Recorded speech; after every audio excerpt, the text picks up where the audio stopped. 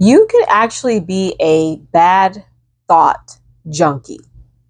A bad thought junkie is somebody who, over time, has conditioned their mind, developed a pattern of negative thinking. And these negative thoughts, and it could be all different types, and I'm not talking about intrusive thoughts, I'm talking about your thoughts that are negative thoughts. Thoughts where you're thinking about what can go wrong. You're thinking about what bad thing can happen. You're thinking about what that bad thing can turn into. You're thinking about fearful things that could happen. Essentially, you're kind of worrying a little bit. And you can get addicted to that way of thinking to the point where your body begins to crave the hormones that are secreted when you have those type of thoughts. My name is LK Way. I'm the wellness writer for the True Age Now blog, as well as the wellness coach for my own wellness brand, Wellhouse. And I want to talk to you today about being a bad thought junkie. A bad thought junkie is someone who, over the years, has formed brain patterns. You formed thought patterns in your brain to think a certain way. And over time, you've actually gotten addicted to the hormones that are secreted when you think those thoughts. So your body, your mind, you have formed a habit where you have to think that way because you kind of get a fix off of it. You get a fix. It's almost like getting a hit. You need to break that because as you secrete those hormones into your body, you are making yourself sick. The hormones associated with thought are associated with stress, associated with fear, associated with anxiety, the cortisol being the most popular one. There are some other ones, but cortisol is the most popular one. We secrete that when our body's in stressful situations, when your body's depressed, when your body's anxious, when you have moments of high stress. And there's some, and I'm not talking about the good stress, I'm talking about distress, because when you have good stress, that's a different hormone. That's an adrenaline rush. But when you have that, and you can get addicted to that too, but I'm not talking about that. I'm talking about the stinking thinking hormone or the stressful hormone that gets secreted in your body. You get addicted to those hormones and you have to have a hit and it makes you sick. When your body is secreting these hormones that are not supposed to be secreted 24/7, you do have hormones that your body secretes because for example, take cortisol.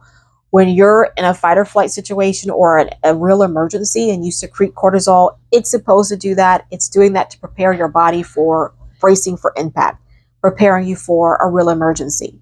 But when you've kind of gotten used to that adrenaline or that negative hormone, we'll just say negative hormone hit in your body, you not only get addicted to that hormone that's making you sick, you form pathways in your brain that are literal pathways in your brain that are going to be hard to break, but not impossible. How does this type of thinking make you sick? Well, depression affects your overall health. It affects your energy level. It affects your ambition, what you want to do. You don't want to do things. You're lethargic. You have apathy. You're not motivated. You kind of just go through life. You're anticipating the worst instead of looking at the best things or the possibility of good things happen. So you're not motivated. You just kind of float through life. And you're self-medicating yourself with these negative thoughts because you've gotten addicted to getting that hit from that stinking thinking. You're addicted to the bad thoughts.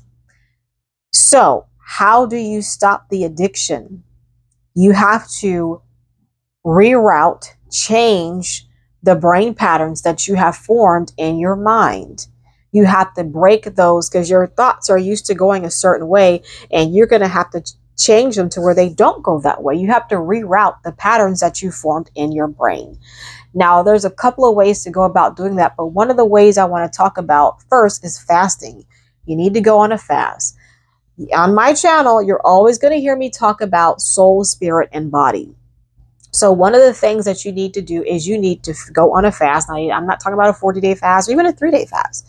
You need to be careful about the fast you do. If you've never fasted before, please don't try to do a 10-day water fast. But you need to fast. And why do I say that? Because when you fast, it is a type of reset for you, physically, spiritually, and psychologically. So the type of fast can be water only for a day, maybe intermittent fasting where you only fast till 4 o'clock. Maybe you're withdrawing from certain type of foods. Maybe you're cutting out social media for a little while.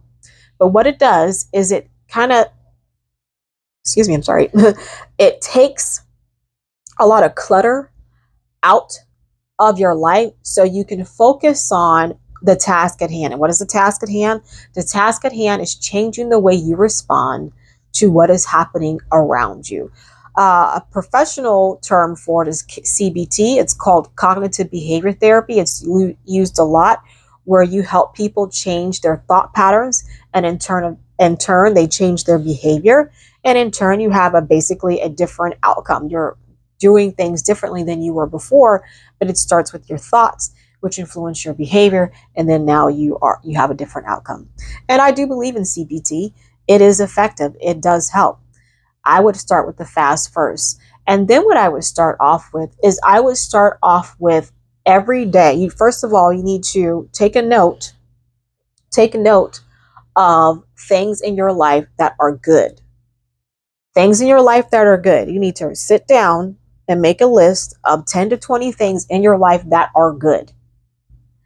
And when you get up in the morning, every morning, you need to begin to start thanking God for these things. Thank you that I can walk and I'm not in a wheelchair. Thank you that I have a car that I can get to work. Thank you that I can see, I'm not blind. Just begin to thank him. You need to have 20 things on that list, 10 to 20 things on the list that you thank him for all day long throughout the day.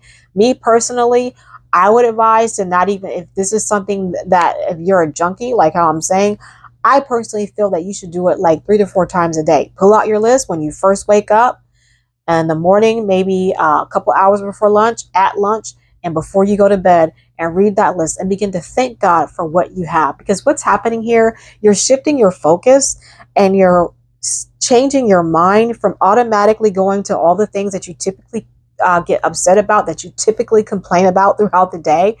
And you're focusing on the things that you're thankful for. And then when you do that, you will notice that you will begin to form a new habit where you're focusing more on what you're grateful for than what could go wrong. Or, gee, I can't do that. They came without calling. Now I have to do this. Or, oh goodness, I woke up, they changed the policy at work. Now I got to do that. You are beginning to form a habit of what you can be thankful for. And then as you begin to focus on that, it's coming out your mouth. So you're hearing it. And when you're hearing positive words, even if it's something that you're saying yourself, hear it. Faith comes by hearing and hearing. When you're saying it, you're psychologically helping rewire the pathways that you made in your brain. So it's kind of like a twofold, because you're thinking it, because you wrote it down, so you're going to read it, you're thinking it, and you're also saying it. And that helps change the pathways that you made in your brain that you made when you were thinking negative thoughts and repeating negative things all throughout the day.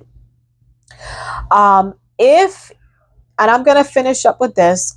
If you have negative thoughts to the point where it's interfering with your relationships, you can't go throughout your day and be productive. It's interfering with your ability to do work. I mean, you have such deep depression, you're thinking about harming yourself because you're like, what's the use? I can't do this. I can't do this. Or maybe you have engaged in substance abuse. Maybe you drink. Maybe you smoke. Maybe occasionally you take some medication to kind of help you go to bed or help you get through the day. I would definitely recommend you speaking to a therapist that can help with your day-to-day life more intricately and more hands-on. Because when you are festering in that type of mindset and those type of chemicals are in your body, you're going to need a lot more hands-on help to help pull you out of that and to help you change the pathways in your brain and get them on the right path, so you're not addicted to the hormones that your body's secreting when you're festering in a place of depression, oppression, and stress, anxiety, worry. You need someone to kind of help shift you a little bit. It's kind of like you look at yourself as not being able to walk, right? You're not able to walk, and like, I can walk again, but I just need help getting my legs strong again.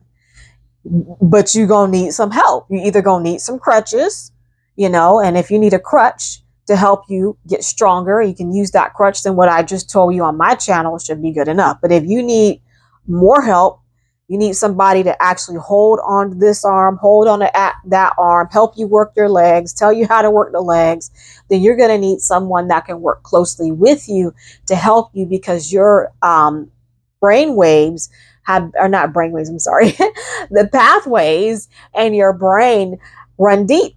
And they've been there for a while. And more than likely, it's affecting other elements of you psychologically that you're going to need somebody to help you weed through and shift and rewire and get some stuff pulled up and yanked out. You're going to need that. And there's nothing wrong getting therapy. There's nothing wrong at all with that. You know, therapy is something that's very helpful. I almost got therapy one time, and I hate that I have to say almost. Because I end up not getting it. But I lost a relative, a couple of relatives, and I was just so distraught. I'm like, you know what? I'm gonna get some counseling. And the Lord healed my heart and my emotions. He balanced my emotions. He healed my mind. So I ended up not having to get the therapy, but I'm not against that. There is nothing wrong with that. And if there are people in your life that are going to talk crap, then you don't got to tell them. They don't got to know about it. It's you and your therapist. And I would encourage you to get a therapist that's faith-based. So obviously that person that's going to be speaking to you can be coming from sound doctrine, and also addressing the spiritual, the faith-based concepts that you believe in, but also bringing that practical understanding of how your body works, because that's also very helpful. All right, my name is LK Way, and I hope that you found this information helpful. If you find that you are addicted to stinking thinking and you want to break that cycle, but you're just not sure how, I hope that I provided some helpful information, some insight on how to do that. Like this video if you found it helpful, subscribe to my channel, share with somebody if you think they'll benefit from it. And again, I'm LK Way, wishing you an awesome day. Take care.